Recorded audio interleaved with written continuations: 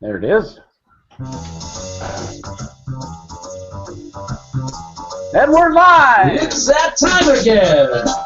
It's the Berkey and the Badger Board Game Babble Show. It's going to get wild. It's going to get wacky. It might even get a little zany. We're going to talk about board games and the board game industry. And, you know, we might talk about anything else we want to talk about.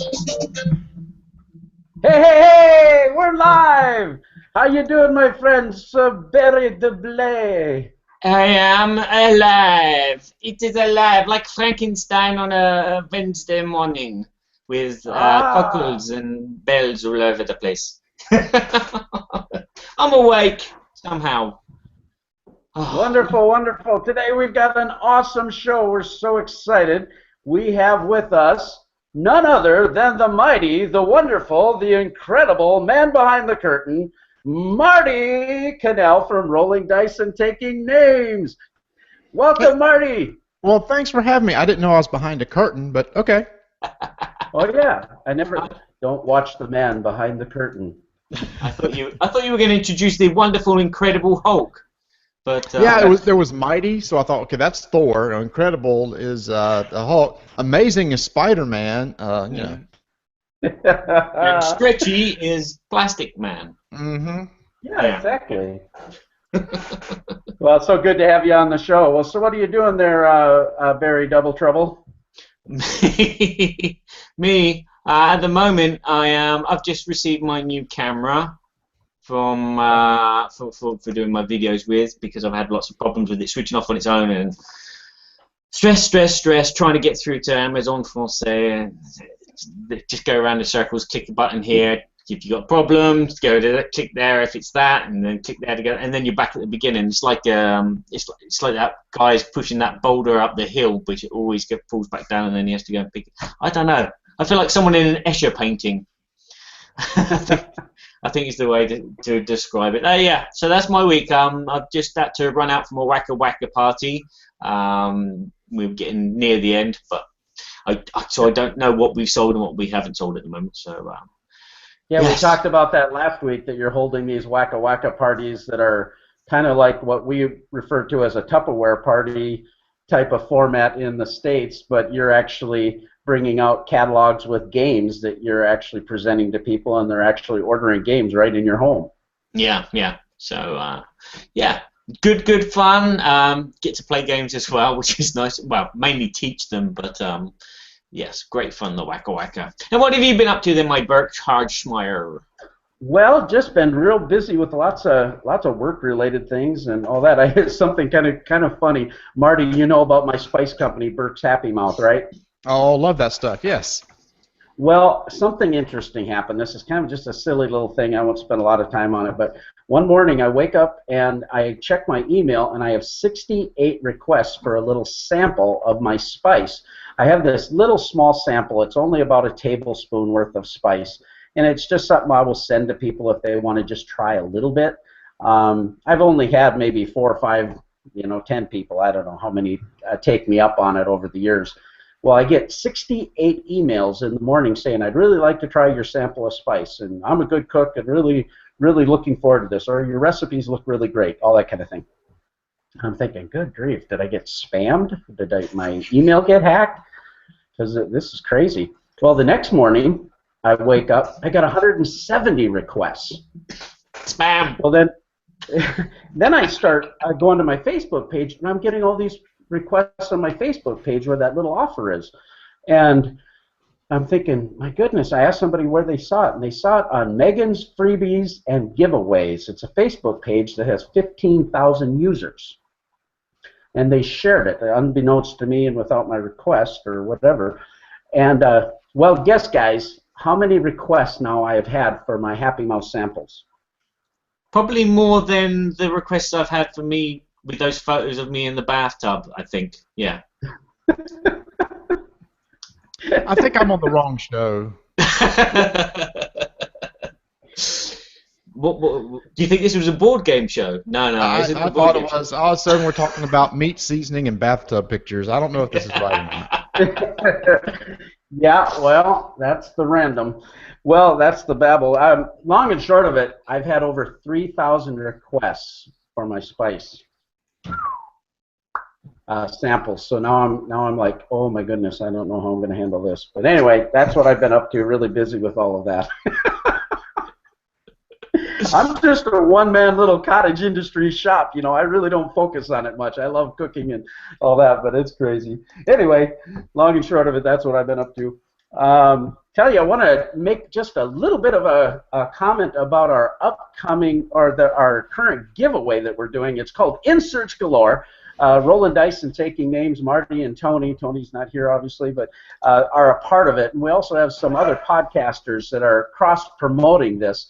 And that's the Dukes of Dice. I'm wearing the Dukes of Dice shirt today. Marty, I would have a squirrel shirt on if they were ready. Coming in April. Excited about the squirrel with the moon pie. Great idea. What show am I on? Sorry, a squirrel and a moon pie. Yep, spices and bathtubs. What a title. And so this giveaway, what it is we've made a video called Inserts Galore. You can go to our BoardGameTheater.com website. You can see the video where we actually demonstrate a whole bunch of different inserts from different gaming companies. Marty, one of their sponsors is the Broken Token, and they actually have an insert here. I'll just try to show you from Blood Rage. Fantastic insert that has some really great components. Like this here is for the monsters. I don't know if you can see that very well. For your listeners on iTunes, you can go check out the Broken Token's website. But we feature the Broken Token. We feature Robert Searing from Insert Here. We also feature Game Trays, Meeple Realty, and Daedalus Productions, which are just some wonderful companies doing awesome things in the industry. I love these inserts. But we have a set of 5 different prizes, and you can win any of these by going to our social media pages on all of our podcasts. You can go to BoardGameTheater.com, and we have a Rafflecopter application that allows you to get up to 10 entries. Super cool. The grand prize, look at this, guys. Here it is.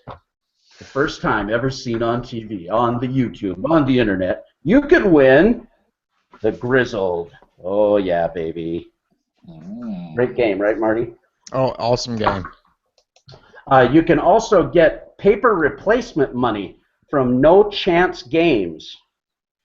These are really cool, high-quality cards that allow you to replace your money. I've also got some really great tokens. These are cogs. I don't know if you can see these very well, but they're like steampunk cogs that you can use for games like Steampunk Rally or that type of theme. We've got a card tray holder from the Broken Token. We've got a great Splendor foam type of fitted, form-fitted insert that holds your Splendor tiles that has a cover on it and is very durable and great for that. And then, lastly, we also have a bunch of these from Game Trays for Terra Mystica. So it's a great promotion. That's the grand prize.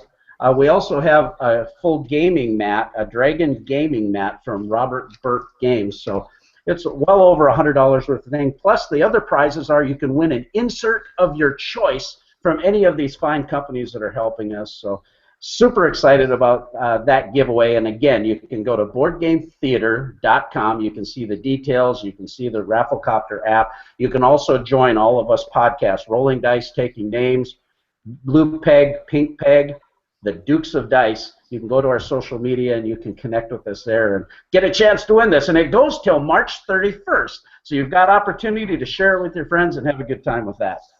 So with that, Barry, I think we're going to go right into our segment of things that make you go, hmm.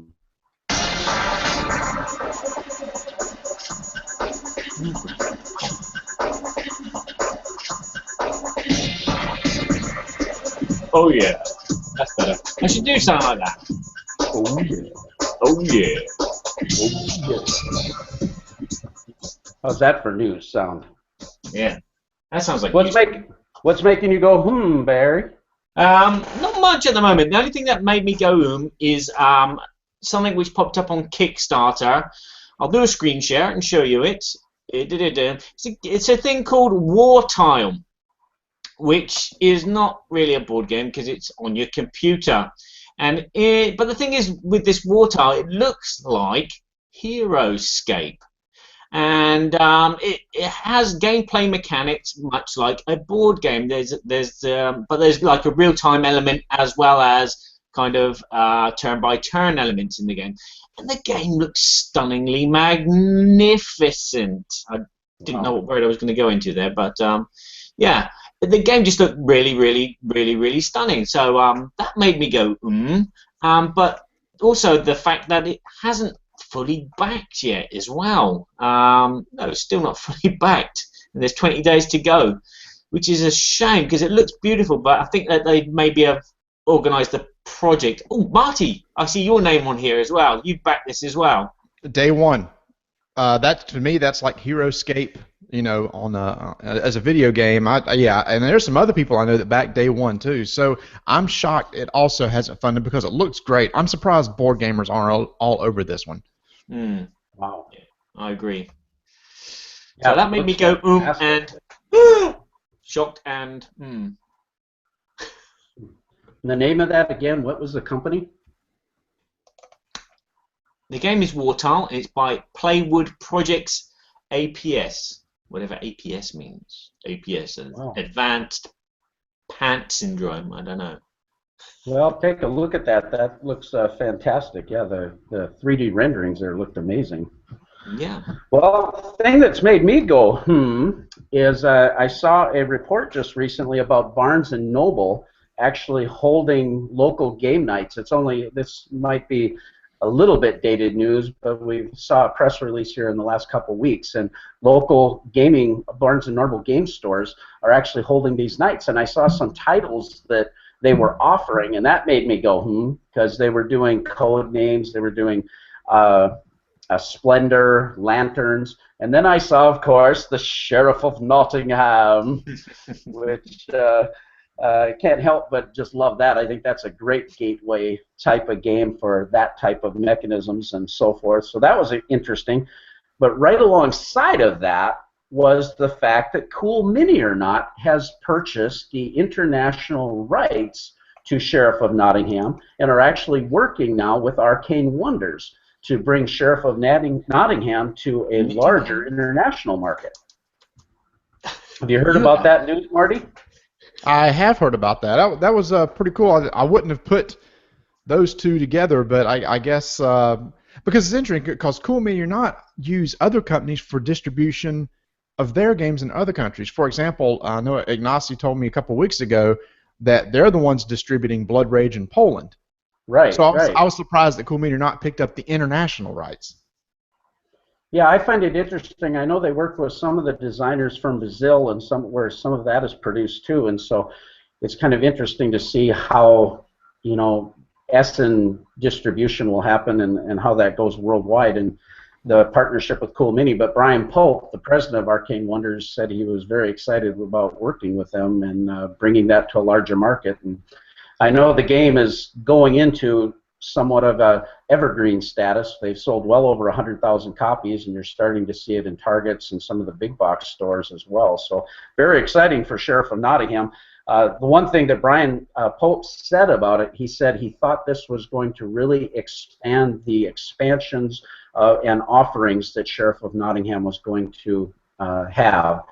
And so you're probably looking to see a lot more from Sheriff of Nottingham. Definitely. Look forward to it. Yeah.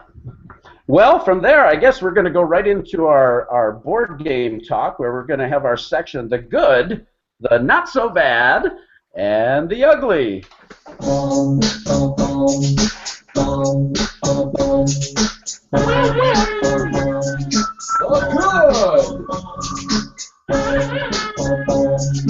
not so bad.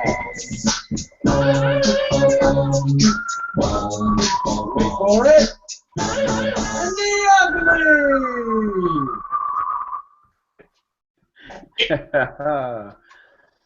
There it is.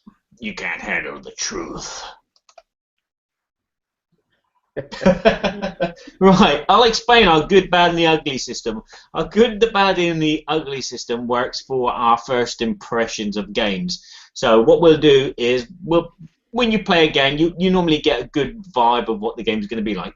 And if we find that a game is good, that means that it's a game that we actually really enjoyed, found something really interesting in the mechanics or in the gameplay or in the environment that we played it in. So we rate it a good or maybe beyond good. A bad is a not so bad. It's a game that we've played once and thought, yeah, that's not too bad. But you know, if it came across your coffee table, you'd say yes or no. I don't mind playing it, or I wouldn't mind not playing it. I'd rather play something else. It's one of those in the middle of the road. And then obviously there's our bad selection, which are games that after we played the once, we wish that Jack Nicholas has come along and took it to court and had it banned from the planet. In some sense. Yeah, that's definitely the ugly. Yes. So.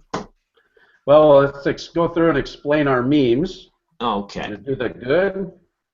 The good. We have. We actually got the not so bad. Now there's the good. Oh, there you go. Well, here we've got from the movie A Few Good Men, and we've got Tom Cruise sitting there, Lieutenant Caffey, of course. We have to get him to admit that he hates Monopoly. And she says, "You can do it, Caffey." Well, the assistant attorney, "I hate Monopoly." Why do you pick on Monopoly? That's what I want to know. I don't know why we're picking on Monopoly. I'll tell you the rest after we get done here. Then we've got Jack Nicholas and Master Sergeant Kiefer Sutherland. Is that his name in the film? Yeah, I was going to say, is he used his real name? I was thinking Jack. Jack Bauer. Jack Bauer. What's his name? Lieutenant or Sergeant? David. You're a movie buff, Marty, right? What's his name? I only saw it once, so it's way a long time ago. Yeah, it's quite a deal. Well, Jack Nicholas is saying to him, he says, he's the colonel in this thing. "You know what we have to do? I want all these copies of Monopoly off this base." "Yes, sir. Code red, sir." That's our not so bad. I keep thinking of Lost Boys whenever I see Kiefer. Sorry. And then we got the ugly. Showing my age. There's the ugly. "You want the truth? You can't handle the truth. Monopoly is not a good game anymore." Oh, poor Monopoly. Poor Monopoly. Hey, just to be, we're kind of talking today on our Babble topic. We're going to be talking about integrity in board gaming, and specifically regarding reviews and integrity from media creators and that type of thing. So we're kind of just playing off that little bit topic. But I've had great memories actually playing Monopoly earlier. But as you develop as a gamer, you know, you start to realize that some of the basic roll and move mechanisms are there's a lot better stuff out there. But it doesn't mean Monopoly's bad. If you have fun playing Monopoly, man, have at it. Mm-hmm. Yeah, it's like nowadays. I used to just put mustard with my burgers, but now I just smother my burgers in Happy Mouth. There's no going back. Sorry, mustard. Bye-bye, mustard. Yeah, there's always a better thing along the trail. Do you play Monopoly there, Marty?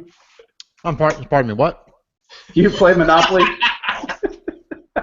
I'm not answering that question. No, I definitely played a lot of Monopoly growing up with the family. I mean, that was one of the standard games that we played. And in fact, I remember a neighbor and I prided ourselves because we had a Monopoly game that lasted several days. And looking, and what's funny about those games, and everybody admits this, nobody played it right. No. The rules got so convoluted, and there were so many house rules that I don't even think I could play the game correctly. Yeah, I think the thing that we had is my dad was always the banker, and he'd always take like he'd also get like free money every round as well, and that probably explained why he won every time. We had the electronic version that you sat on top of the board, actually, and it would keep track of all of this movement around the board, plus you could take loans against your property. So it changed up the rules, but it, in a sense, made the game go a lot faster. But if somebody unplugged the unit accidentally, you lost your whole game. Terrible. Yeah, it's a good time. So what you been playing, Barry? Um, Again, I have not been playing a lot due to the fact that I've been demoing lots of games like Ticket to Ride, Quirkle, Halligalli, Crazy Cups, things like that. One thing I did manage to play this week, and unfortunately it's not first impression, it's a game that I've played quite a few times, and the only game that I've played in a long time on my own is Legends of Andor. Now, yes, it's in my collection, which should give you a bit of a clue there what I think about this game. It is a cooperative fantasy game where you're playing kind of generic characters, like in Lord of the Rings, and there's a hero warrior, there's an elf archer, and there's a dwarf, of course. And then you have these scenarios which happen, and you start off on your mission, and it's just like going to the kitchen and get a cup of tea. But then all of a sudden, there's like no tea bags in the cupboard, so you've got to then go and do something else, and then the missions get bigger and bigger. And this is all done in a series of hours. You have a certain amount of hours every day, so you can do X amount of actions per person. And this game just has this really strong narrative feel to it. I mean, no, there's no cups of tea involved in the game unless you're drinking cups of tea while playing the game. But for a quest, that was the best thing I could come up with for some reason. So, yeah, it's a fantasy game. It's cooperative, and it's against the clock, and it's very story-driven. So, what do you think I think about Legends of Andor? What do you think there, Marty? Good. Got a 50% chance, right? Kind of like duh, right? Yeah, I definitely think you're gonna say good. Yeah. Obviously, it's in your wheelhouse of cooperative games. I've seen you on the internet playing with your daughter even, so I know you enjoy the game, and it's in your collection, so I definitely think you'd say it's good. Yeah. It is good. It is teetering on the not so bad due to the fact that there's something about it. It's very pandemic-ish. I think the worst thing about it is that the fact that once you've figured out how to beat a scenario, you just follow the same kind of routine and you can beat that scenario again and again and again. So there's no kind of replayability in that aspect. But there is a mission where you have like objectives. Each player has different objectives. So there is a tiny bit of replayability, but I just wanted a bit more with it. Again, I've got the French version, so that hampers me a bit because it takes me a bit longer to understand what the story is or what the rules are supposed to do. But yes, it is very enjoyable if you like co-op games, and it's also very enjoyable if you like playing on your own. And it's fantastic. Yeah, and I look forward. Have you played that, Marty? I have not. I have not had. I've seen it. Was interested in it, but have not had a chance to play it. Yeah, I haven't played it either, but it looks interesting. I'm not a huge co-op guy, but if there's a hidden trader element in a co-op, then I tend to be more interested. And it's not co-op. Then it's not. No, can't be co-op if there's someone working against you. It's awesome. It's awesome. So what have you been playing then? Well, for the first time, we got to play Galore 2nd edition with my son Josiah, and we played last Saturday. And actually, I got it at a math trade, and it was brand new. And I like the command and color system. I like Richard board games. We grew up, or when Josiah was growing up, we played a lot of Memoir 44 with him, and so we played the mess out of that and some of the command and colors. Ancients and those type of games. And so basically in this game they've rethemed it, so now it's in the, I forget what's the new name of the Terranoth universe. And so it's a little bit more the miniatures, the two factions are fantastic sculpts. You've got the red and the blue. I'm forgetting the names of them right now, but you basically are using that command and colors system where you've got 3 grids on the map. You're moving dudes on the map. You've got a lot of special abilities, but you also have, is it the root, or not the rune, I always get it mixed up. the tokens that allow you to get these special ability cards, and I'm forgetting the terminology right now, but anyway, really interesting. That's a great review, right? Yeah. You move these dudes and you pick up these token things and you put them there, and then the dudes with the big ears come along and they do that thing with the sticky thing, and yeah. Well, what's interesting about it too is you have scenarios and you have these cards that you choose from, and in a sense you're getting 3 of these cards and you're able to pick one of them. So these scenarios go through the entire battle. And also, it's a unique army building mechanism that they use in that's just a little bit different. So what do you think I have to say about that? Go on, Marty. You go first. Well, I hope it's good, because I've always been interested in battle lore, but have never had a chance to play it because it looked just very interesting and like a game I'd be interested in. So hopefully it's good, which may incentivize me to go play it. Okay, can I ask a quick question, Kev, before? Yeah. Did you win? I won 1 game of it and lost 2. Okay. All right. That's not saying anything, though. Yes, it is. Yes, it is. I'm going to change my response to not so bad now. I was going to put it on bad because if you lose, that does taint your experience of the game. No, I played with Josiah, remember. So here you go. Ooh. Good. That's surprising because of the response that the description you gave was so vague. It seemed like you weren't concentrating on the theme at all. You were just concentrating dudes and winning. Yeah, no, actually, I thought this was fantastic. First off, Fantasy Flight Games have just a beautiful production. The card quality, the miniatures are amazing. So from components, that means a lot to me, and I love that. The card play, the battle system, what I've learned about myself, when there's a lot of text-heavy cards in a game, I tend to, I don't know, I have a hard time with that on the first couple plays, because until I get to understand those card abilities, I feel like I'm taking too much time to comprehend how to make it work with the game, and it's not really an analysis paralysis issue, more of a, learning the game, and I'm not all that quick when I first do that. Once I know a game that has a lot of text, then I'm familiar with it, then I can play pretty quickly and feel competent. In this game, I felt like this makes sense. I can do this. There is a fair amount of card text. It's great, the orders that you place, and in the order that you move your troops, the order that you actually do your attacks. There are differences from Memoir 44 in how you retreat versus in Memoir.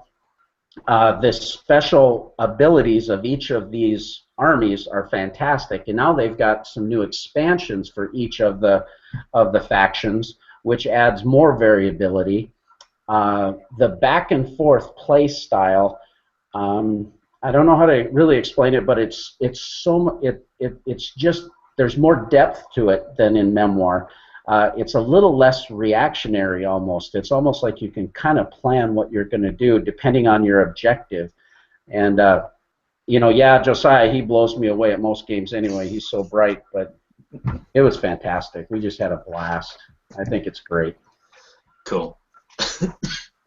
Yeah, Marty, I think you'll like it. Cool. Yeah, I need to find somebody around here that has it. I'm sure one of my local friends has got to have it. So I'd like to try it and Runebound sometime. Oh yeah. Well, I think from listening to you guys, on your podcast, which we love your podcast, I think you and Tony, even this would be a game you guys would sit down and really enjoy, the back and forth, asymmetrical type of nature of it and the card play, and I know you guys enjoy that kind of thing. But stop making me try to spend money. Well, Barry, do you have anything else you've been playing? I've got one other one that I can go through real quick. I haven't. As I said, demo, and housework is my life at the moment. Yeah, Barry's recovering from his elbow surgery and all that. You're getting ready to go back to work pretty soon, aren't you? Yes, I am. Hopefully in a couple of weeks. Fingers crossed. Well, I've been playing a game that's a little bit older game. I've played it twice. I played it at BGG Con here a while ago. I don't know if you experienced this, Marty and Barry, but you experience games that you played a while ago, and then it's like you bring them back to the table and you remember the experience, but it's like you can hardly remember how the game was played. Yes, every time I play Eldritch Horror, it's that way. Because I only play it every so often, and I'm like, I don't remember how to set any of this up. I don't remember the actions. That's a game I have to relearn every time I play it. Yeah, I'm finding that more and more, and it's probably because of the amount of games, and I'm not playing them as often as I used to. We used to have a smaller amount of games, and you would play them more. Now I've got a lot of more new games, and it's like, gosh, I can't remember these things. But we played Bruges. This is a Stefan Feld game, and I've had it in my collection now for maybe 2 years. I think I've played it twice, and maybe once a year. Basically, in Bruges, it's a typical Stefan Feld type of. He's referred to oftentimes as the point salad type of games. But in this game, you're building canals that you get victory points for. You can also move up the prestige track, if you will, and get more influence and points that way. You have multiple cards that can be placed, and these cards give you special abilities. You can build buildings, and once you're building buildings, you also have the opportunity to play these characters that can be immediate benefits, or they can have benefits that are continual through the game, or benefits where you can put a worker on. And so that adds a lot of interest to the game. In that brief explanation, what do you think I have to say about Bruges? Better be good, because it's a good game. I think that you want to go there now because you've played it so much and you've enjoyed it that you think it's a nice place to go and visit. So yeah, I think you think it's good as well. Yeah, you got me pegged. It's good. Woohoo! I found it.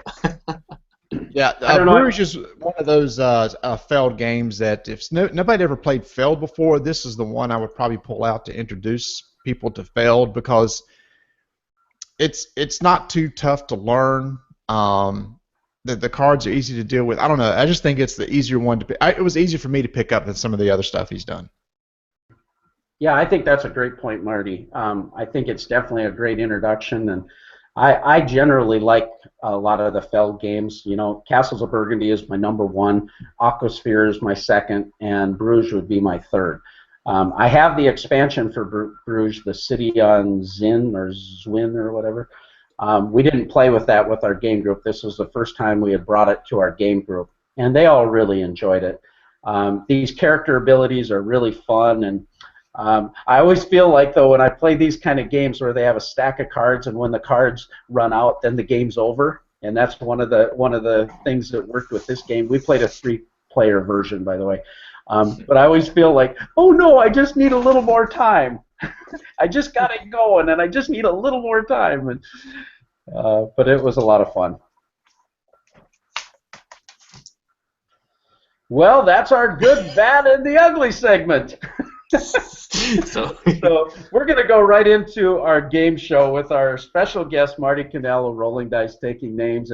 But before we do that, Marty, could you just tell us a little bit about yourself, about your podcast, how people can get a hold of you? Just feel free to take some time here to let the audience know who you are if they don't. Oh, sure. So, again, my name is Marty Connell, and I'm one of the co-hosts of Rolling Dice and Taking Names. We're a podcast that's been around for just a little over 3 years. We're part of the Dice Tower Network, and my co-host Tony and I started this just kind of as a type of podcast where a couple guys get together and talk about games, because we found ourselves many times just sitting around talking about board games and just the casual conversation. And we said, let's just record that, just share it with others, and that's kind of what we do, is we have this aspect where we're bringing in others to the conversations that we have about the board games that we play in the industry that we play in. And we have a lot of different segments and everything that we've now kind of getting into, just like you guys just did with the good, bad, and ugly, where you break down games and stuff. We have a segment we call Flying Squirrels, where we cover all awesome. we cover all these. It kind of came from Tony and I would just, again, typical conversations where you could just go off on a tangent. Tony and I would do that a lot during the show, and we just call them squirrel moments, which is a reference to the movie Up, whenever the dog goes, squirrel, and he like get distracted. And we just had those moments, and then we decided, let's just do a segment to where we just have these quick, fleeting thoughts, and they're like 2 minutes long, where we cover mainly board games, but just also topics in the industry, sometimes movies, TV shows, whatever.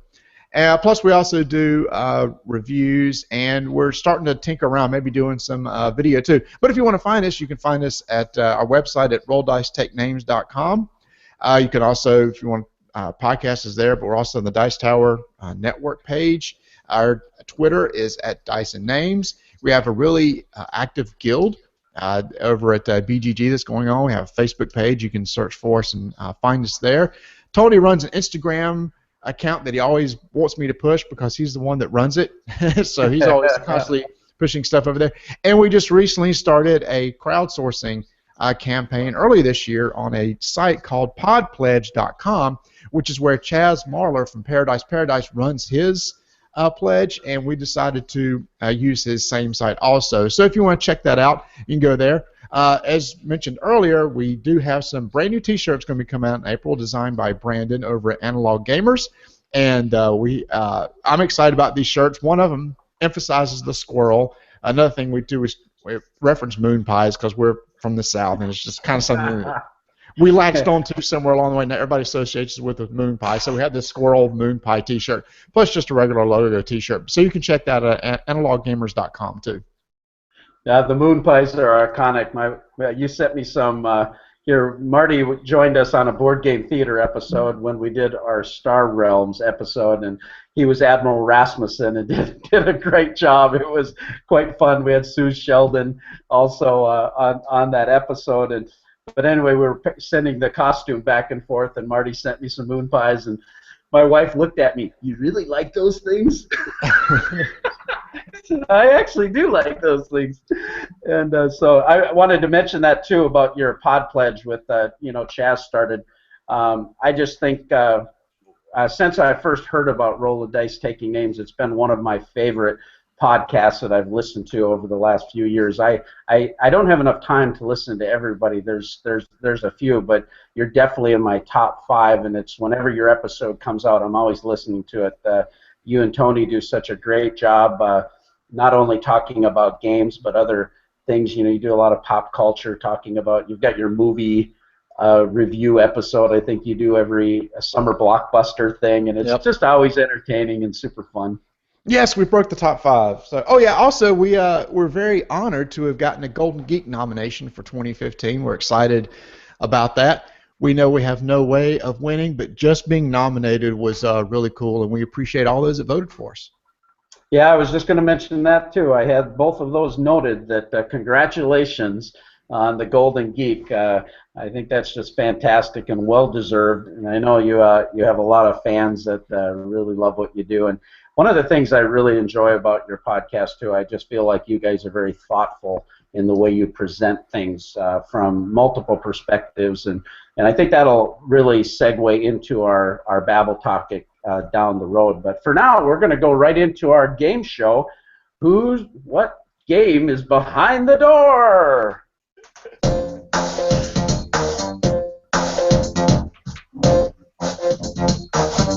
Remix. Ellie. Sorry. We could be here all day listening to that.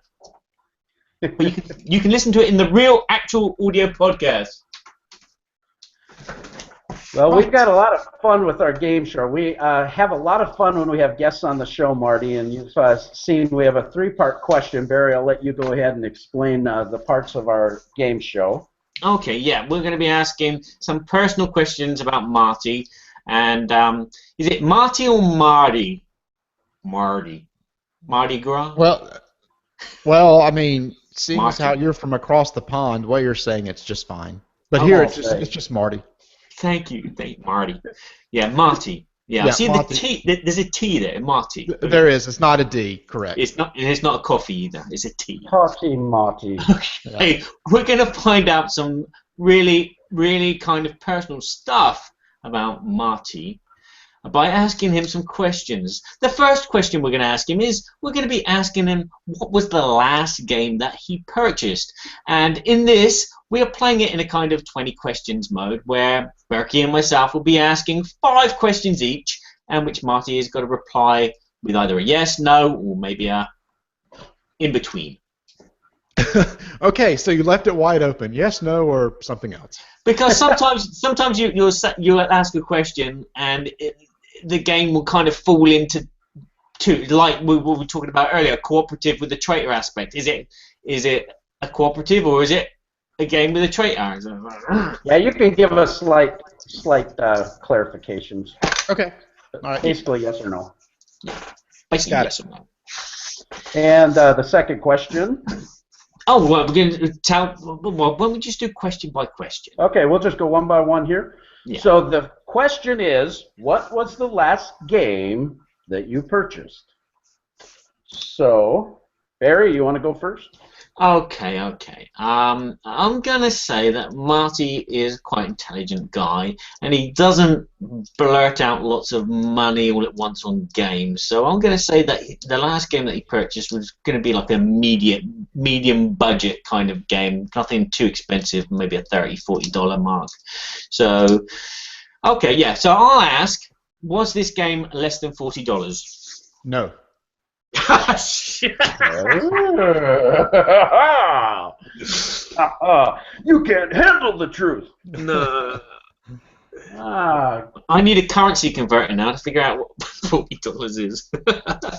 over $40. $40 is probably about 35 euros. Okay. You have a guess there, Barry? Not yet. Twilight Imperium. No. No. I would never buy that game. One bad experience is like, I don't need to play it anymore. Oh no! I'm so glad, that Barry actually asked the question when he started talking. He said that we were going to ask very personal questions, and I thought, boy, I hope he's not going to ask him if he's wearing boxers or briefs. All right. It's because it's over $40. That kind of changed my thought a little bit. Is this a heavy miniatures game then? No.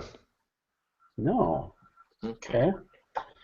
I listened to your podcast, so I kind of have a feel of the type of games you like, but I don't recall you specifically saying something you just bought, and I also know you get different copies and things, but yeah, this is, by the way, this is a game, not a review copy. It's one I purchased with my own money. You purchased. Yeah. No, that's the question. What was the last game he purchased? I'm just going to throw this out, but I know you like card games, and I don't know for sure the price of this one, but I think it's over. But I'm going to say Ashes. No. All right, Barry. Okay, I'm gonna stick with that line of thought. I'm gonna say, was it a card game? There are cards in it, but it's not really a card-focused game. Okay. It's like we just talked about Galore. There's cards in it, but I don't know if you'd call that a card game. Yeah. Okay. Okay. I will pass on the guess. Is this a fantasy-themed game? No. No.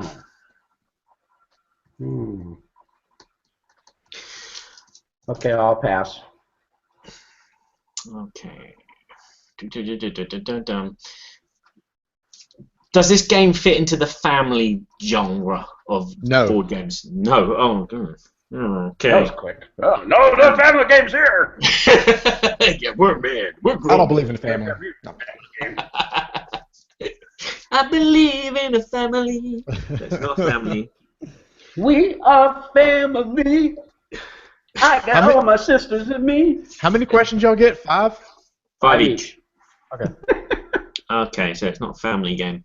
Okay, I will say, is it Star? No, it's not fantasy. But then again, it's fantasy science fiction. So I'm going to say Star Wars Rebellion. No. No, not Star Wars. Ooh. I don't know if that's even available yet. That's a good point. Is it a worker placement game? No.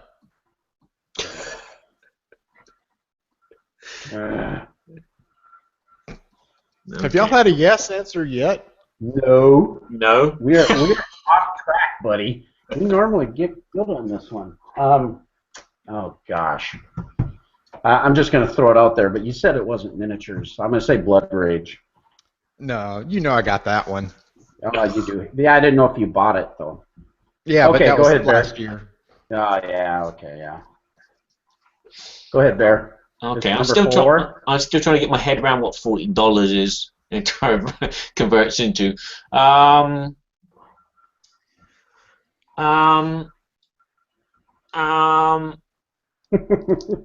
He's really got us on this one. Yeah. Has this game just recently been released in the past 2 years? Yes.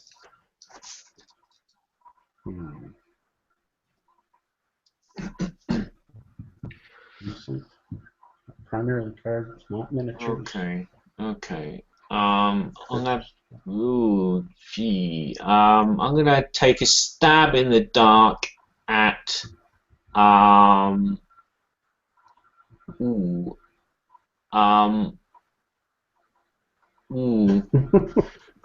This is great. This is great audio listening, right? Thank God for editing. Podcast listeners are going, "Oh my gosh, just move on." Moving right along. Okay, I'm gonna say I haven't got a clue. I'm gonna pass. Okay, is it? But I would help. I did get a yes response out of him, so. Yes. Okay. Was this game a Kickstarter? No. It was not a Kickstarter. I mean, you didn't buy it on Kickstarter, but okay, either way. Man, I'm just really stumped. I'll just throw out a guess. I'll say the Prodigals Club. No. Ooh. Okay. Yeah, I never thought of that. Okay, my last question. 1, 2, 3, 4, 5, 6, 7. So it's more than $40. It's not minis. It's not a card game. It's not. What have I written there? It's not fantasy. It's not a family game. There's no worker placement. It's been released in the past 2 years. What was your question? My question now, was it a Kickstarter game? Oh yeah, it was a Kickstarter, and it's not Kickstarter. Okay, so I will say. Is it been designed by Eric Lang? No. No. Okay. Well, that rules out 50 games out of 8,000. We know Marty loves Eric Lang. So. Yeah. I had a feeling. More than a feeling. I'm gonna say Agricola Special Edition. No, I'm gonna say Viticulture. He said it wasn't worker placement. Oh yeah. But you know what? That's a good guess though. But that's not it. I've been thinking about that one though. What's your thing about that one? I'm stalling. What's your thing about that one? It's a $40 though. Well, no one on YouTube seems to know what this game is. They're all just saying hello to each other. He said it wasn't worker placement. Okay, and it's not primarily miniatures. It could be code names. Code names. No, it's over $40. Yeah. Is it by Stronghold Games? Is it by Stronghold Games? Yeah, correct. It is not. No. Okay.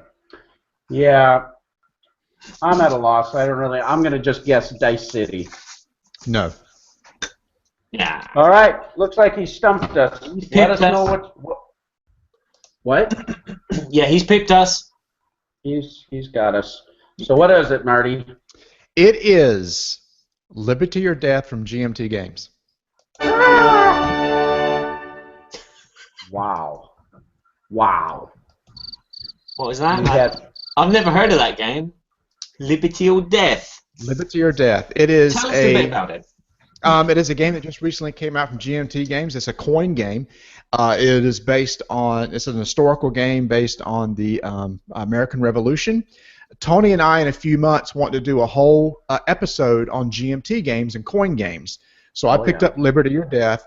Tony got Silent Victory, which is a solo submarine game, and also we're going to learn how to play Twilight Struggle. So in preparation for that episode, we picked up these games, and I was the one that got Liberty or Death. Okay, so it's a coin game. So what, did it have like $41 worth of coins in it? The coin stands for counterinsurgents. Oh. Yeah, okay, I got that. Well, I like yeah, that was, y'all just caught me on when I bought one from way out in left field. So. That's the deal. It was not one that was on my radar. No.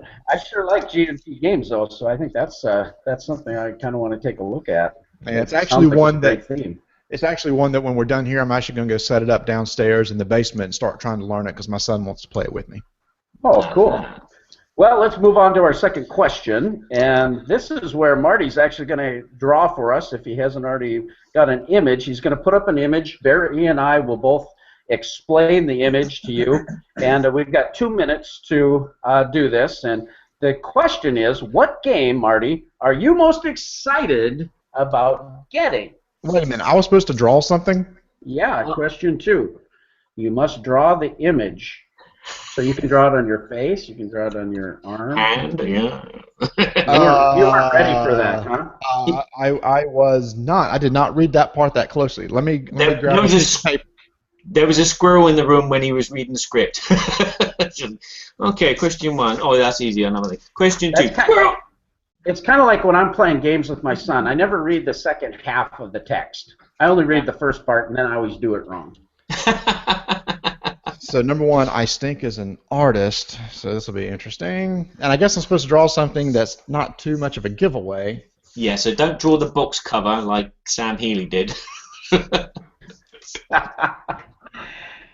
We were able to actually guess Josiah. We had my son actually on our last show, and his drawing was interesting. Yeah.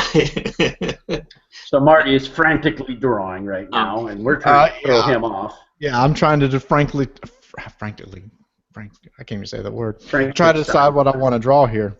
Yeah, Frankenstein. I know what the game is. It's just. Let me look at that question again. Yeah, the question what is. What am I excited about? Yep. All right. Excited. So, how do I draw this with not giving it away because it'd be really, really obvious? Well, we need a win here, so be nice. Play nice, children. We don't want any obscure crap. No. All right. Or You ready? squirrels. You ready? I'm going really simple here. Wow, he's quick too. Okay. Oh my goodness.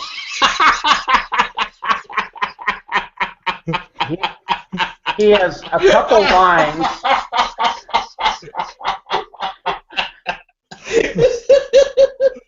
He just made Barry lose it. If you listen to this audio podcast, go check out the video.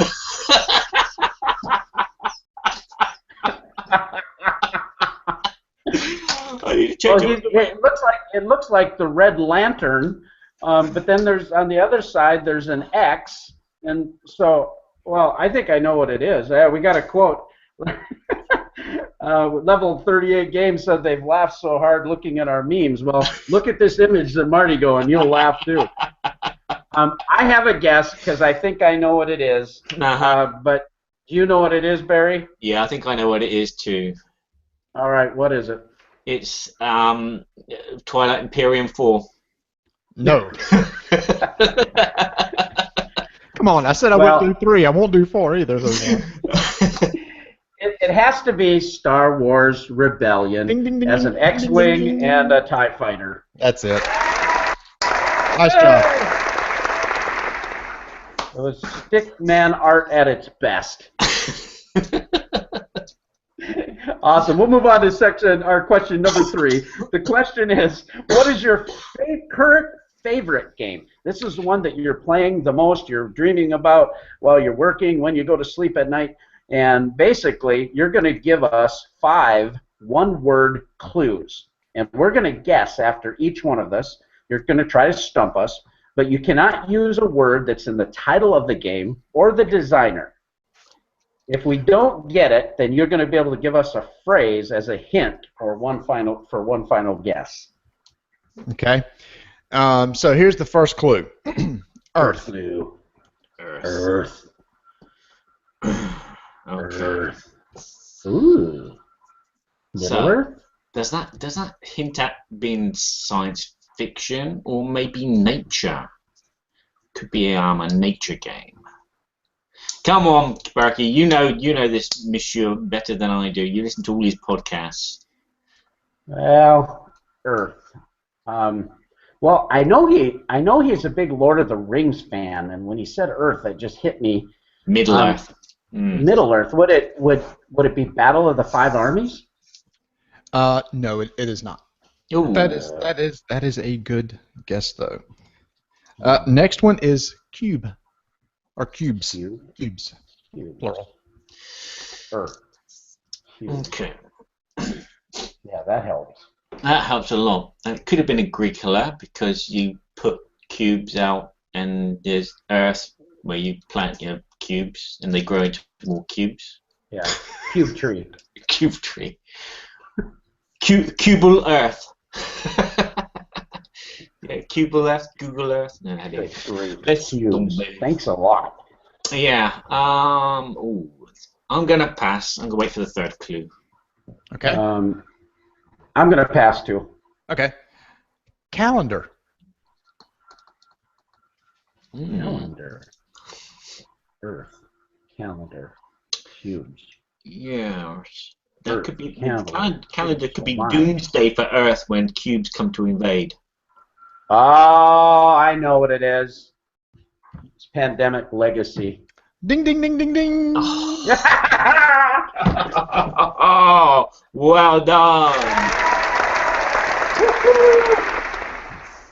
Yeah, we're the man. You can't handle the truth. Yeah, so it's the reason why is because my son has been home from our spring break this week, and we're trying to get through the game as much as we can. So we played like 3 months this past week, so we're kind of obsessing over it, trying to get as much of it done as possible. So currently, that's the kind of one that's on my mind. It's like, how are we going to win this and all this? And it's funny, given the clues, I can't. There's some clues you can't give because it would give away spoilers. So I had to be as generic as possible because basically starting out it's just pandemic, but I couldn't go into any details that would give away any secrets. Yeah. No, that's awesome.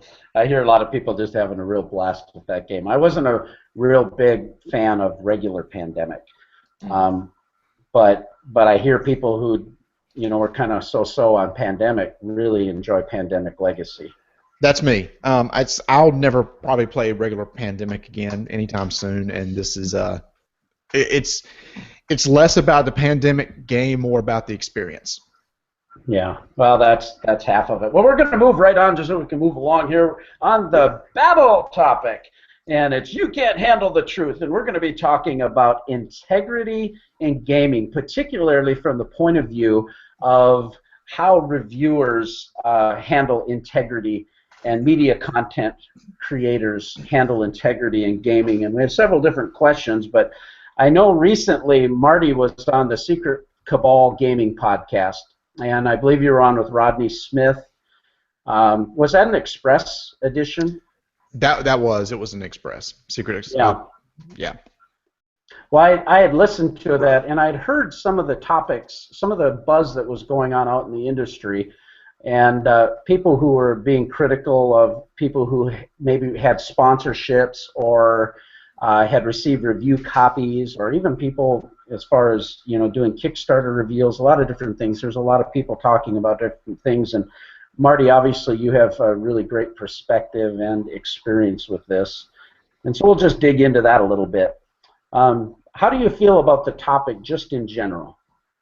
I think it's one it's really good to discuss. It was one of those things that I didn't realize needed to be discussed until it kind of cropped up in a lot of discussion on social media a few months ago, which is what prodded Jamie to do that special Secret Cabal Express episode because I, and Rodney were kind of talking offline, just talking about that topic in general. He said, "Why don't you guys just come on and we'll talk about it?" You know, and it got a lot of good response. I think, you know, that's why I probably rehashed some of the same stuff I said on the Express. But I think it's good because there people may wonder. It's like, okay, if you get a free game, are you going to be more inclined to like it? But you know what? In review industries in general, people may get free movie passes to go watch a movie, or people may get free product to review, a free video game. So this really isn't uncommon, and I don't know why it would be more of an issue in our industry than any other industry, to be honest. Yeah, exactly. I think that's really a good point. A lot of the times, you know, would you say that getting a free game influences your review or how you represent the company? Well, it's one of those things that very early on, when it happened, we thought, oh man, this is really cool. Somebody is sending something to us to review, and you feel like, oh, if we really dog this game, that they'll never like us again. But early on, we decided that that's not good. If people are going to listen to us and we're going to give our opinion, and again, another thing about the topic of the Secret Cabal was objective versus subjective reviews. I totally believe that there's only subjective reviews. I can only tell you whether I like it, but you may totally like it. So anyway, from that perspective, it really didn't do anybody any good who was listening to us to change the way we thought about a game just to make a company happy. Because if we make a company happy and we just keep giving them thumbs up, but everybody in general will play these games and go, you know, a lot of other people didn't like this game and you did, that seems a little odd. And that will just hurt our audience and hurt us in the long run. So I would rather keep the people that listen to us happy and engaged as opposed to keeping a company engaged and happy. Mm-hmm. How do you feel about that, Barry? I know you get a fair amount of review copies when you do your reviews. Well, I had a package yesterday, and this is it. It came. It's a company called BioViva, who is a French company, and apparently they've been going for 20 years. And have you heard of them? No. No? 20 years BioViva have been going. And they make games out of recyclable paper, and they try and do stuff for the environment. And again, their games are primarily for very young audience, the very young 3-year-olds and up. And I received some games the other day because they were impressed with my work on the last video review I did, and it won't affect my overall review because I try to give the audience something to look at so they can see what the product they're going to buy, they can see how it works, and then I can tell them what I think of the components, because obviously when you're watching a video you can't feel the components. I tell them how it goes down with other groups of people. I point out my concerns. So I try to give an overall kind of general impression rather than my what I think about the game, because the game that I reviewed is a game for 4-year-olds, and it's a game that I'm not going to get out and play if when I've got those 5 minutes free in my life. It's a game which I've seen and I've worked with young kids and it works really well. So it appeals to that audience. So as a reviewer, I'm giving an honest opinion, I feel, although it's not a game that I would play or not a game that I would have gone out and bought and put into my collection. So for me, getting free stuff is wonderful, but at the same time, you have an obligation to present every aspect of the game, all the faults as well as all the great things about it. And if you do, sorry, I'm babbling on now. This is my babble moment. A while ago, I received Between Two Cities from Jamie Stegmaier, and it really broke my heart to give it kind of a mediocre review, because the game I found was boring, and I think that people would lose interest pretty quickly in the game because it was very repetitive. And it does leave like a little stain on your soul. But at the same time, I feel that I did my job. I've warned people that this game is not going to be for everyone, because I've played it with a lot of people and it wasn't for everybody. So yeah, as a reviewer, we try to give the best impression. We don't try to lick up to companies. I don't know if you can use that word, lick. Is that a dirty word? We usually say like suck up to companies. Oh right, okay. That was the word I was thinking of, but it didn't pass my mouth because I thought it was going to be a naughty word. Well, I think too, you know, the way I phrased it is, you know, does getting free games influence? And if I'm being honest, I would have to say, yeah, it influences me in a slight way, but not in an unethical way. I mean, when I get a game, I'm looking at it that, okay, well, first off, the company was kind enough to send it to me, and I value that. I value the fact that they are producing something and wanting to promote it, and so there's an influence that I want to do a good job about that product. Now, I don't consider myself a reviewer. Board Game Theater, we are more of an entertainment type of thing, utilizing board games. Our podcast here, we're kind of first impressionish. We're not doing detailed reviews of games and that. We're kind of giving just our opinions, and like Marty says, that's a little more subjective. There's an interesting topic that I want to talk about a little bit later that kind of ties in with this, but Scott Morris Talks had a discussion about game reviewers that were actually making comments like, don't buy this game, and kind of giving a call to action, if you will. And that bothered him a lot, that even prominent reviewers would say, this game is horrible, don't buy it, rather than saying, you know, we didn't care for this game, but, you know, if you like this kind of mechanism, maybe you would like it. Like Monopoly, we're kind of tongue-in-cheek with our memes here, having fun at Monopoly's expense. But some people love Monopoly, so why are we going to tell people don't buy Monopoly if they're having a great time with their family playing it? But back to the influence thing, you know, when I get a game, we are not as prolific in the industry, Marty, as you are, as far as getting review copies and that type of thing. But I've had several copies sent to us, and the criteria that we use to make a Board Game Theater is, first, we want it to be a game that we really love, so we can really engage in it. And that's an honest thing. That's not they're sending me a copy, so I'm going to spend 50, 80 hours of my life for a $30 game to make some game company happy? Are you crazy? You know. Right. And so the criticism of, oh, you're doing this because you're getting it free. Well, that's the stupidest thing, in a sense, that you know what I mean? Mm-hmm.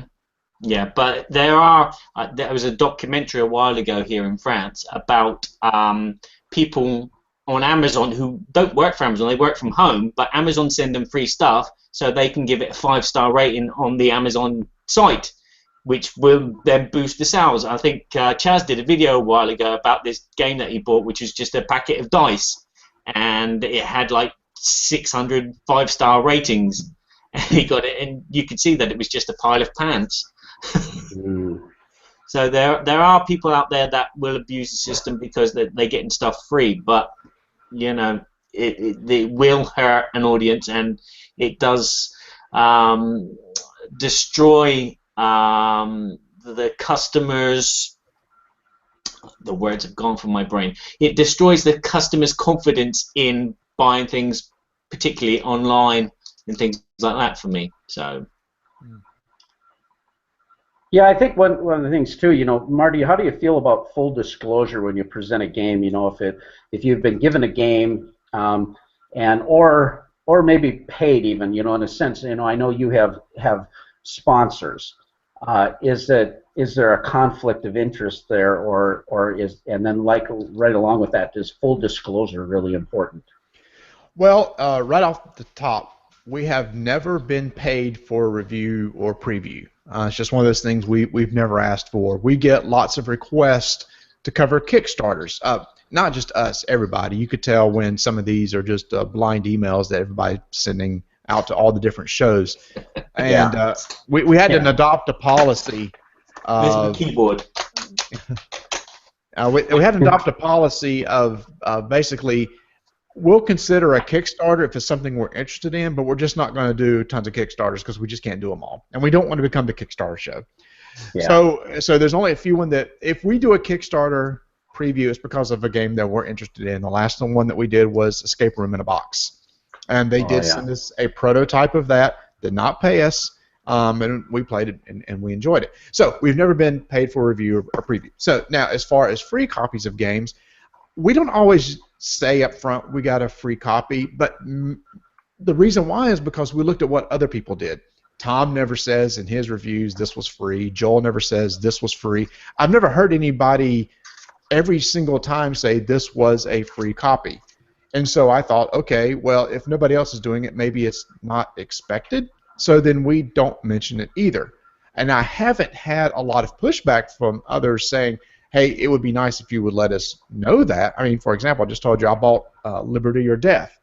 I'm not going to say on the show, by the way, I did buy this one. This was not a free copy. So it's the same way. If I buy a game, I don't let that be known either. Yeah. Well, we just did Tiny Epic Western from Gamelin Games. And in the past, the things that we've done have been pretty much on our own dime, so to speak. You know, we might have gotten a review copy and gotten support from the company helping us to promote the show or those kind of things. Those are more the intrinsic things that kind of came along with it. But really, everything has been done on our own. And in the case of Gamelins, they helped us out just a little bit with some of our costuming costs. You know, and again, we're a little bit different, but they were wonderful to supply games for a giveaway. Well, we don't benefit by the giveaway in a sense, except for maybe it drives traffic to us. But the giveaway is for our listeners. That's to try to create some fun and do those kind of things. But when I looked at Tiny Epic Westerns, I found out about the game before BGGCon, played it with the owner, Michael Coe, and Nathan Hatfield at BGGCon, and something just went inside of me about the game. I just loved it. I just loved that poker mechanism. I love the fact that it was that the worker placement mechanism could actually change by a duel. And I don't know, something really enamored me. And then when I thought about the theme, I went, man, the theme, this is board game theater. We could really horse around and have fun with this. And so it met the criteria. And even though they helped us financially in a small way, it's not like, you know what it is, Marty. Well, we do this thing because we love the hobby. It's a stupid financial decision.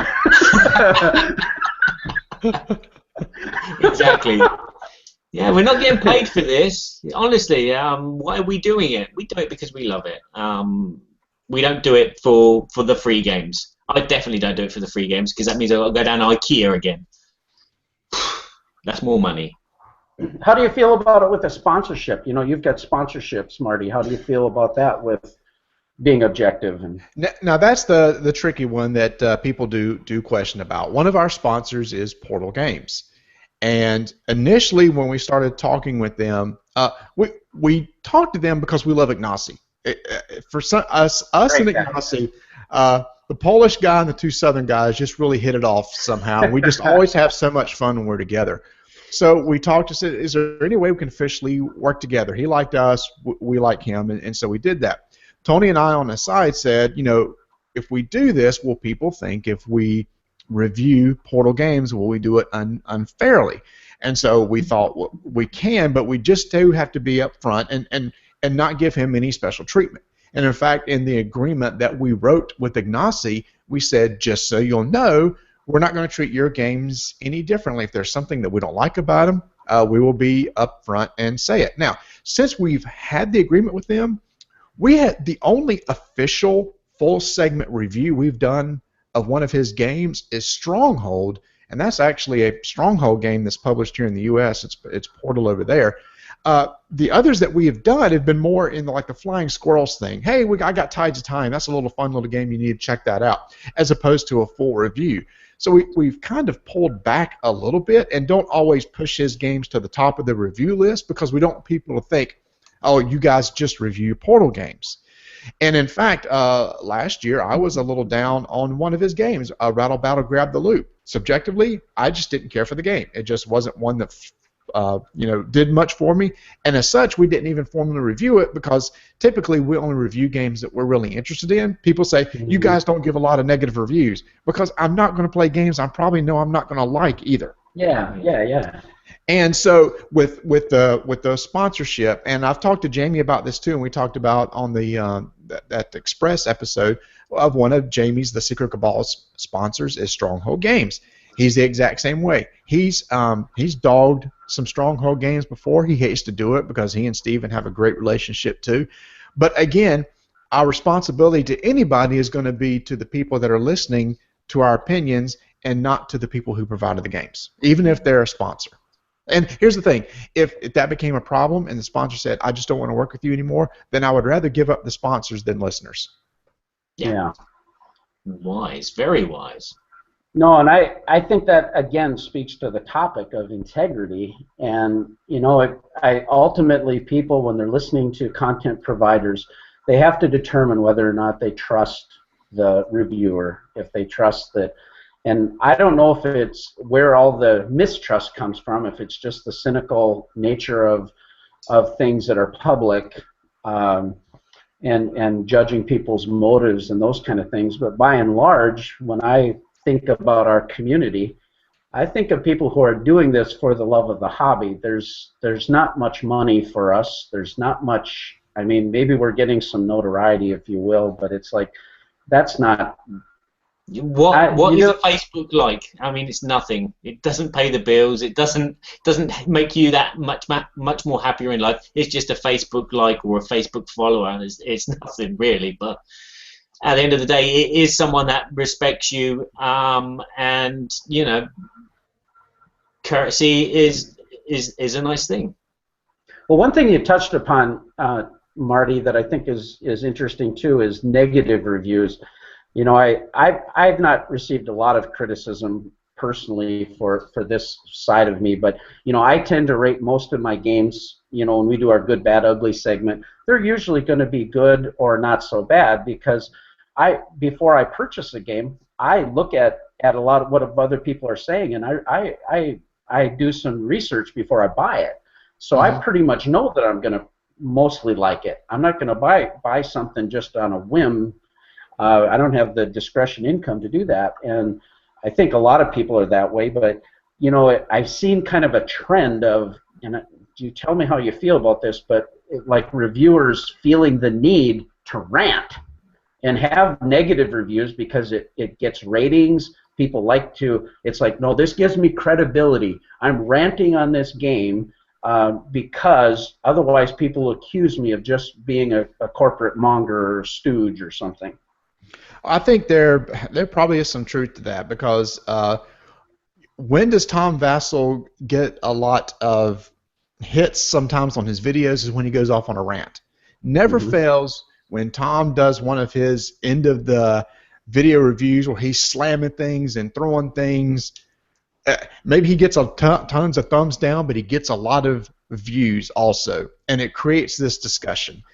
It probably does. It probably does bring people like negativity. Unfortunately, people like hearing negativity and slamming. You talked about being cynical, and I think that's part of the problem too. Is people just want to find a reason to complain. It's like, oh, they'd probably just like it because they got it for free, etc. Again, we don't. That's probably a good tactic. It's just not one that we're going to do because, like I said before, we're probably not going to play a lot of games that we don't like. But for example, the last episode that we just came out with, we reviewed Besieged from Cool Men You're Not. That was a game that they sent to us. It's one I thought that I would love because I wanted to play a tower defense game. And after we were done, both Tony and I were like, it wasn't that great. I hated to do that because, you know, but I had to be honest. And I'm a huge Cool Men You're Not fan because I love Blood Rage and I like Rum and Bones and the Grizzled, etc. But you know what? Every game that comes out, I'm not going to necessarily like. But that's the way it was. So there's a perfect example of a game that was given to me for free of a company that I really like, who I'm actually going to be a special guest at their Cool Men You're Not Expo coming in May, and I dogged the game. So. Yeah, again, as reviewers, we don't necessarily review every game that we have. I mean, again, it's a lot more easier to be motivated to review a game that you enjoy playing because you got this natural flow of everything that's going to come out your mouth, and there may be some negativity in there. But personally for me, I don't know if it's for you, Marty, but if I review a game, it's because I genuinely enjoy it, and I don't have enough time to review every single game and then start going on rants about, oh, this game is. But, Right. Well, and for me too. Oh, go ahead.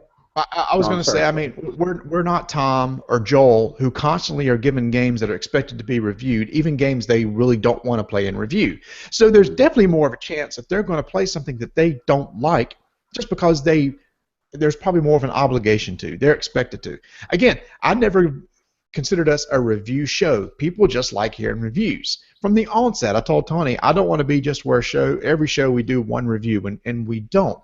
So when we pick one that we're interested in, want to review, is going to be one that we're probably interested in. But, you know, negativity does come up, you know, as you mentioned, Barry. One of the things that we did have a problem with Portal Games last year was rule books. And that wasn't just us. A lot of people had that same feeling. That feedback was given back to Ignacy. Ignacy acknowledged there was some problems with our rule books, especially Stronghold, which we talked about in the review for Stronghold.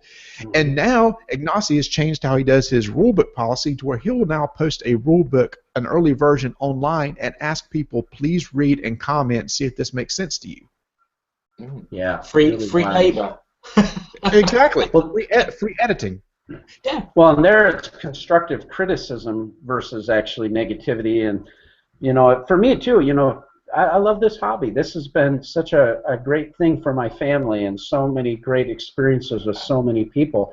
I want to talk about the fun of this hobby. I really don't want to talk about what I don't like about it or who I don't like or what game I don't like. And I see, you know, there was one particular instance I'm thinking about where a game was reviewed really negatively.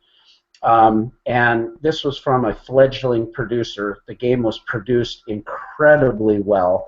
I thought it was a really good game. I didn't think it was like, this is my favorite game of the year or anything, but it was a good game. It was thoughtfully produced. But the review was so negative, and it was kind of like, don't touch it, don't look at it. And I'm thinking about this company they poured their heart and their soul into their dream. And one person who has credibility because they feel a need to rant or be negative, you know, really make an impact on that company and that family and the distributors of that, the publisher. And I don't know, that was Tox's big comment about that you affect a lot of people, and is that really fair? And, you know, for me, I'm like, yeah, we can say our opinion, but I don't think we have to tear people down. Right, and I did watch Scott's or Tox's Crit Happens. How many names does he have?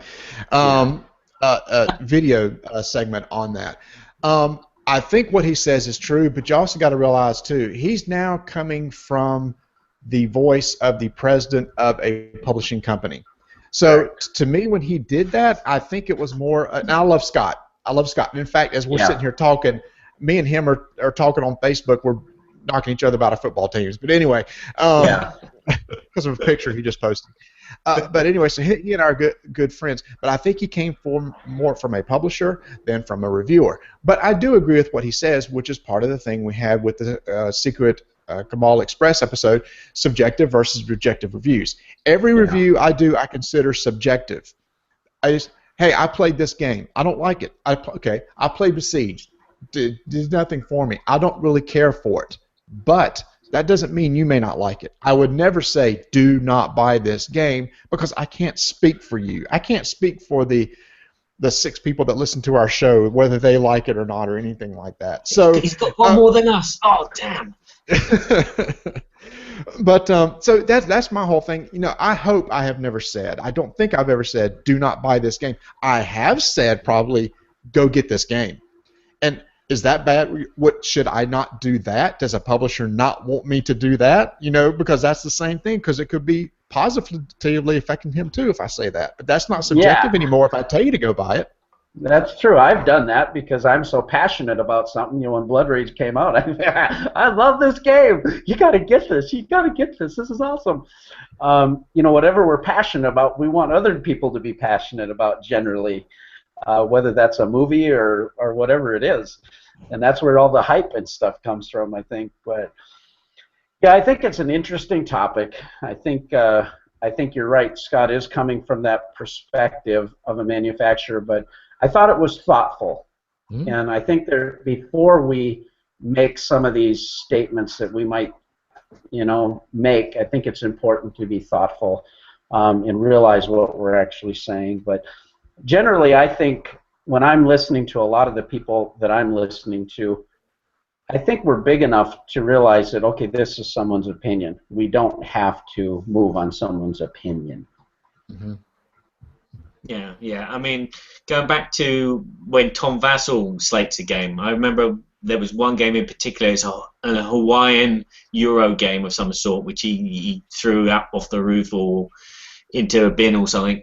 And it was like, yeah, okay, he doesn't like the game, but if he explained the mechanics and the mechanics were solid and the gameplay was okay, it's just probably Tom on a bad day where he's played lots of games which are very much like this, that don't do anything, they just move pieces to get points kind of thing. And it's like, if a newbie come along and saw that video, they would think, well, okay, that game is rubbish then. When in fact it's not really rubbish, it's just it fell on a bad day for Tom when he's played millions of games very much that resemble that. So it's a really hard line to walk. I mean, sometimes I wake up on the wrong side of the bed, and sometimes I'll look at a game and just give it the wrong kind of positivity or negativity.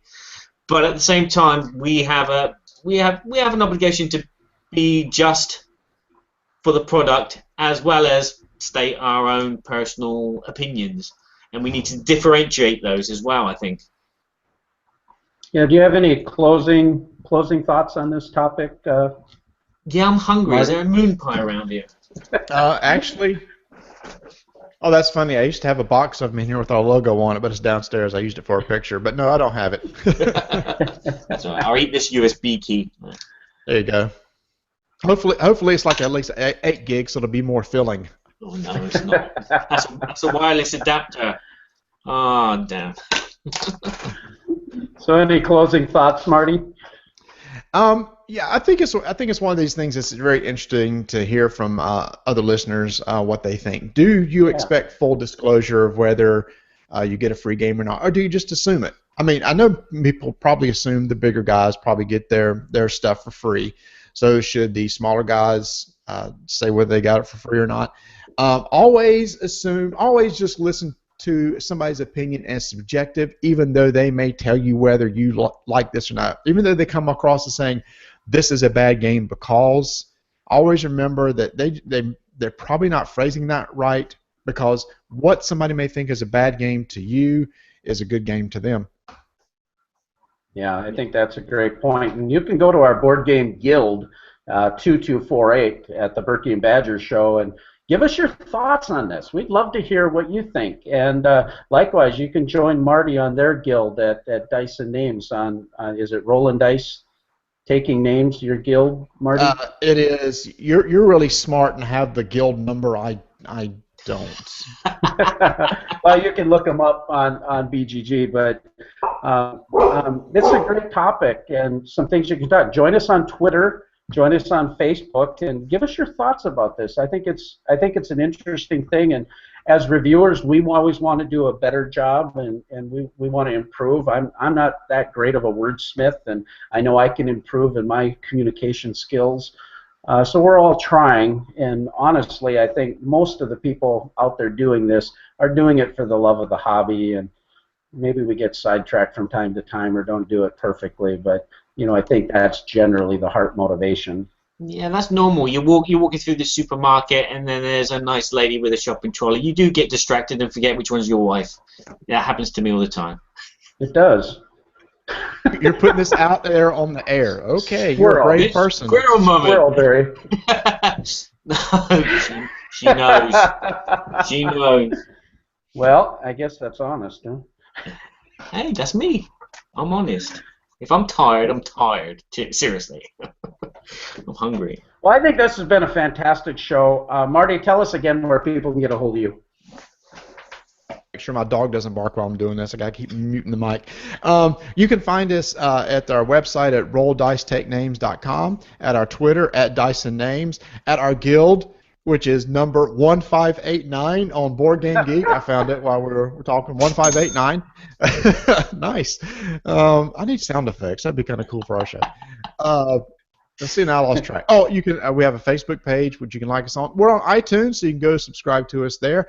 So you can find us several ways. And again, we are with the Dice Tower Network. So if you want to, you can go to the dicetower.com page and have a whole page listing us along with other great shows, which we've talked about some already. Dukes of Dice and Blue Peg, Pink Peg, who is in the contest with us along with Board Game Theater for this great insert giveaway. Thank you very much for the shout out on the insert. I want to have some fun with this, by the way, too, Marty. I've been keeping track, and I'm going to send out some weekly responses. But right now, we are all very neck and neck on Facebook likes. You and one of your entries is to subscribe to you on iTunes, and because a lot of people, I think, have Androids and so forth, they might follow on Stitcher Radio or whatever. Yep. But our podcast and your podcast, we're about the same. So far, we have 853 entries in the contest. And there's 5 prizes, so there's a good chance for people to get on this thing. And it's very simple to use. It's simple to go in there and just click on the things and give your responses. And again, we do have Blue Peg, Pink Peg, the Dukes of Dice, and I think it'll be a lot of fun interacting with one another about this, and there's some great inserts. You can go to boardgametheater.com. You can see the contest. The Rafflecopter app is easy to access there, but you can also go to the Berkey and Badger Facebook page, and there's a giveaway tab that allows you access to it. You can see us on social media, and we have links. Marty and Tony have links on their website, as do Blue Peg, Pink Peg, and the Dukes of Dice. And hopefully you just have a good time with watching the Inserts Galore video as well. You can see some really cool, innovative things. And with that, basically, I think we're about done for the show. You can join us at our guild at 2248 on BGG. Let us know what you think. On Facebook at Berkey and Badger, you can see the graphic there from Barry. And BoardGameTheater.com, the Berkey and Badger page, has all of our past episodes. And now we are on Stitcher Radio. It's all live, and we're on iTunes. And if you guys could go to iTunes, give us a rating, we'd love to have that so that we could just get more interaction with more fans. Marty, I know how you request and ask people to help you out with iTunes comments, because it kind of moves you up in the skew, if you will, in the category. Yeah, I don't know how that works. Somebody told me, well, if you get more reviews, it makes you show up on, higher on the list in your category. So I don't know how that magic works. But yeah, that's one reason why we went that way as opposed to Facebook, is trying to get some more there. But yes, you're right. Whether it be iTunes, Android, Stitcher. Welcome to Stitcher. We've been with Stitcher for a while. That's always a good platform too. Yeah, that's kind of cool. We're having a lot of fun, and we really have had a lot of fun interacting with the fans that have joined us too. And we're an upstart. This is episode 19, but I hope you enjoy the show. And thanks so much for joining us, Barry. You got some final words? Moon pie. Squirrel. That was quick. That was. Well, it's been good. With that, we're going to sign off with our ending music. Yeah, so bye-bye from Beardless Barry. Oh, dear. Beard envy kicking in already. And Kevin Longbeard. Yeah, and thank you very much, Mike, for joining us. Thank you so much for having me. It's been a lot of fun. Love to do it again sometime, and got a great show. Love what you guys do. Thank you. Thanks, Marty. Tell Tony hi, too. We'll do it. And watch out for cats.